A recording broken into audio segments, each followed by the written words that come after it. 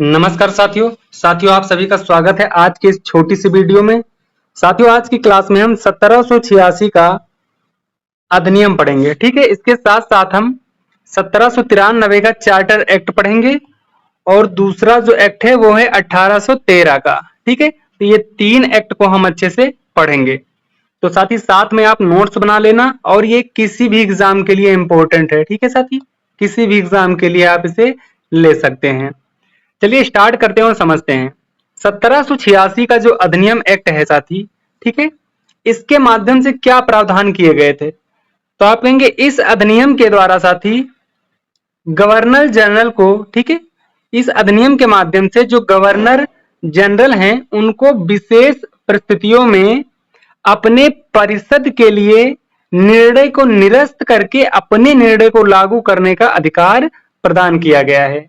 यानी कि जो गवर्नर जनरल हैं कुछ ऐसी विशेष स्थितियां थी साथी, यानी कि विशेष परिस्थितियों में वे अपनी परिषद के जो निर्णय होते हैं उनको निरस्त कर सकते हैं और उसकी जगह अपने निर्णय को लागू कर सकते थे। ठीक है, ये अधिकार 1786 के अधिनियम के माध्यम से साथी दिया गया।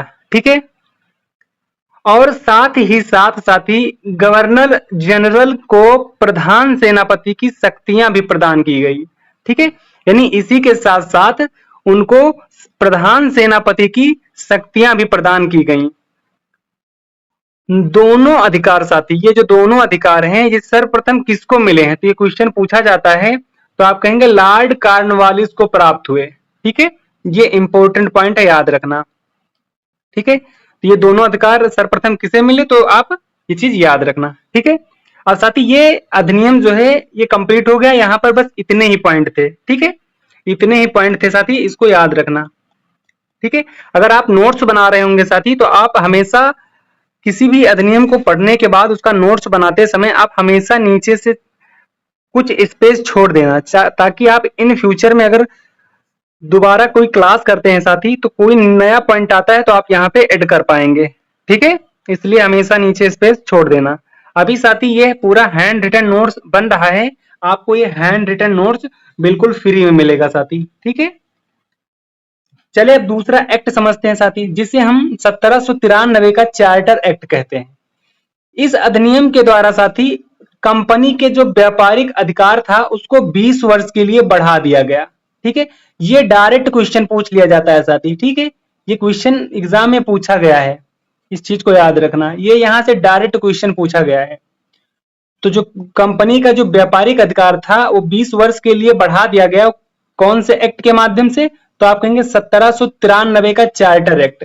ठीक है, और साथ ही साथ में नियंत्रक मंडल को सदस्यों को भारतीय राजस्व से वेतन देने की व्यवस्था की गई।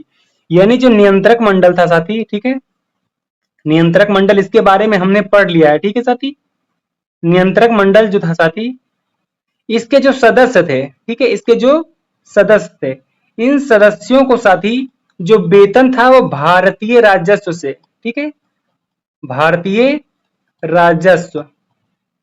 राजस्व से देने की व्यवस्था की गई। ठीक है, तो ये सारी चीजें 1793 के चार्टर एक्ट के माध्यम से किया गया, ये साथी नोट कर लेना। अगला एक्ट है साथी 1813 का चार्टर एक्ट। ठीक है, इस एक्ट के द्वारा साथी भारत में कंपनी जो है वो व्यापारिक एकाधिकार साथी, ठीक, ये अधिकार नहीं, ये गलत है। ठीक है, व्यापारिक एकाधिकार को समाप्त कर दिया।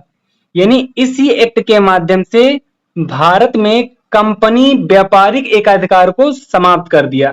ठीक है, लेकिन साथी यहां पूरी तरह से समाप्त नहीं हुआ था, क्योंकि कंपनी जो थी वो चाय का व्यापार एवं चीन के साथ व्यापार करती रही। ठीक है, यानी ये व्यापार जो है यहाँ पे अब भी हो रहा था। ठीक है, ये नहीं बंद हुआ था। ठीक है साथी, ये चीज याद रखना।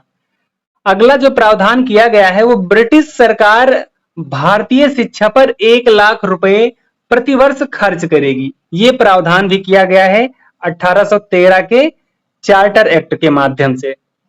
और साथ ही ईसाई धर्म के जो प्रचारक भारत में अपने धर्म का प्रचार कर सकते हैं। जो ईसाई धर्म के प्रचारक थे साथी, वे भारत में भी अपने धर्म का प्रचार कर सकते थे।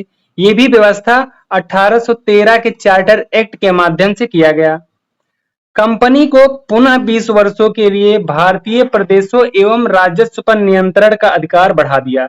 यानी कि साथी पुनः 20 वर्षों के लिए, ठीक है, पुनः 20 वर्षों के लिए साथी उनके अधिकार को बढ़ा दिया गया। ठीक है, ये चीज याद रखना, ये 1813 के चार्टर एक्ट में बताया गया है, यानी कि इसी के माध्यम से ये चीजें की गई हैं साथी। तो साथी हमने 3 एक्ट को अच्छे से पढ़ लिया, समझ लिया, साथ में नोट्स भी बना लेना साथी। ठीक है, अब हम मिलेंगे अगले एक्ट के साथ और बहुत अच्छे से उसको भी समझेंगे। ठीक है साथी, और साथी एक प्ले लिस्ट रेडी कर दिया है मैंने। ठीक है, जो प्ले लिस्ट है साथी वो प्ले लिस्ट है, आप यहाँ पे देख सकते हैं यूपीएसआई की। ठीक है, यूपीएसआई की प्ले लिस्ट है मूल विधि की साथी, मूल विधि की।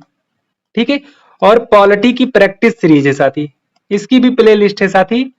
ठीक है, पॉलिटी की ये भी यूपीएसआई, यानी साथी ये तो ऑल एग्जाम के लिए है। ठीक है, ऑल एग्जाम्स के लिए है, तो आप बहुत अच्छे से यहाँ से प्रैक्टिस कर सकते हैं साथी। और बहुत जल्द साथी आपको यूपी जीके की हैंड रिटन नोट्स साथी, हैंड रिटन नोट्स आपको पीडीएफ के फॉर्म में मिल जाएगी साथी, और इसकी एक मैराथन क्लास आपको साथी मिल जाएगी इस चैनल पे। तो साथी इस चैनल को सब्सक्राइब कर लेना और साथी अपने दोस्तों में इसको शेयर करना। ठीक है, चलिए मिलते हैं अगली क्लास में, अभी के लिए जय हिंद जय भारत।